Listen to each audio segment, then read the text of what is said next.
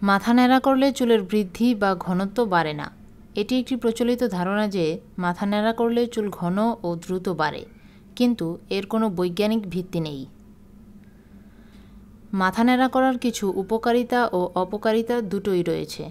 চলুন জেনে নেওয়া যাক উপকারিতা এবং অপকারিতা সম্পর্কে। মাথা ন্যাড়া করার উপকারিতা: ত্বক পরিষ্কার করা। মাথা ন্যাড়া করলে মাথার ত্বক থেকে মৃত চামড়া এবং ময়লা দূর হয়, যা ত্বককে পরিষ্কার রাখতে সাহায্য করে। খুশকি ও চর্মরোগ থেকে মুক্তি। মাথা ন্যাড়া করার ফলে খুশকি ও অন্যান্য চর্মরোগের প্রকোপ কমে যেতে পারে। আলো ও বাতাস চলাচল।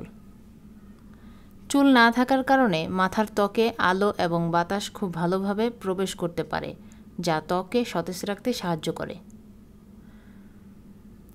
কিছু ক্ষেত্রে চুলের বৃদ্ধি। কিছু ক্ষেত্রে মাথা ন্যাড়া করলে চুল ঘন এবং দ্রুত বৃদ্ধি পায় বলে মনে করা হয়, যদিও এর বৈজ্ঞানিকভাবে কোনো প্রমাণ নেই। মানসিক প্রশান্তি। কিছু মানুষের ক্ষেত্রে মাথা ন্যাড়া করা মানসিক স্বস্তি এবং আত্মবিশ্বাসের অনুভূতি দিতে পারে। মাথা ন্যাড়া করার অপকারিতা: ত্বকে জ্বালাপোড়া ও চুলকানি। মাথা ন্যাড়া করার পর অনেকের ত্বকে জ্বালাপোড়া ও চুলকানি হতে পারে, বিশেষ করে যদি সঠিকভাবে ন্যাড়া না করা হয় বা ত্বক সংবেদনশীল হয়। সংক্রমণের ঝুঁকি: যদি পরিষ্কার যন্ত্রপাতি ব্যবহার না করা হয় তাহলে মাথার ত্বকে সংক্রমণ হওয়ার ঝুঁকি বাড়ে। রোদের সংস্পর্শে সমস্যা। মাথা ন্যাড়া করার পর রোদ থেকে ত্বককে রক্ষা করা কঠিন হতে পারে, যা ত্বককে ক্ষতিগ্রস্ত করতে পারে। ত্বকের শুষ্কতা। মাথা ন্যাড়া করার পর ত্বক শুষ্ক হয়ে যেতে পারে, তাই ময়শ্চারাইজার ব্যবহার করা প্রয়োজন।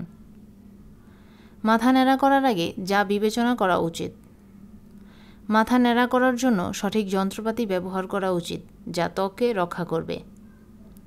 যদি ত্বক খুব সংবেদনশীল হয় তবে মাথা ন্যাড়া করার আগে ডাক্তারের পরামর্শ নেওয়া উচিত। মোট কথা, মাথা ন্যাড়া করার উপকারিতা এবং অপকারিতা দুটোই রয়েছে। সঠিক পদ্ধতি এবং সতর্কতা অবলম্বন করলে মাথা ন্যাড়া করার মাধ্যমে উপকৃত হওয়া যেতে পারে, অন্যথায় সমস্যাও হতে পারে। পরবর্তীতে এ ধরনের আরও উপকারী ভিডিও পেতে চ্যানেলটি সাবস্ক্রাইব করুন। ভিডিওটি ভালো লাগলে ভিডিওটিতে একটি লাইক দিয়ে পাশেই থাকুন। ধন্যবাদ।